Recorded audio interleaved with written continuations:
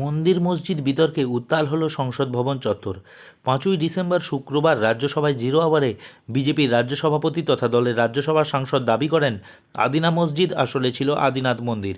পরবর্তীকালে সেটাকে মসজিদে পরিণত করা হয়েছে বলে দাবি করেন তিনি। শ্রমিকের দাবি, মসজিদের গায়ে খোদাই করা হিন্দু দেবদেবীর মূর্তি পাওয়া গিয়েছে।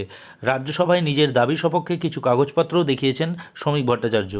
J.D. Begler, एक मशहूर orientalist, J.H. Ravinshaw, the collector of Malda, from 1865 to 1867, they have documented the different evidences जो वो हिंदू मंदिर होने का दावा था। नहीं, तो आज nothing will go on. सारे आर्किटेक्चर एविडेंस को मिटा दिया जा रहा है।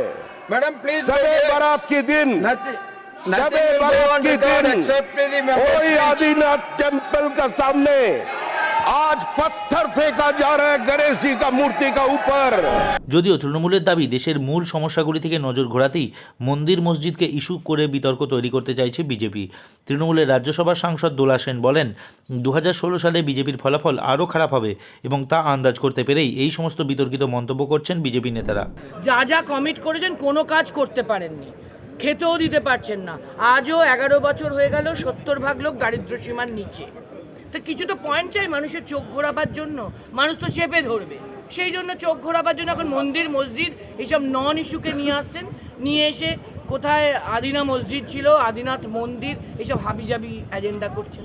হুমায়ুন কবির নিয়ে রাজ্যে বিতর্ক চলছেই, তার মধ্যেই আদিনা মসজিদ নিয়ে বিতর্কিত মন্তব্য করলেন শ্রমিক Bhattacharya. Subscribe to One India and never miss an update. Download the One India app now.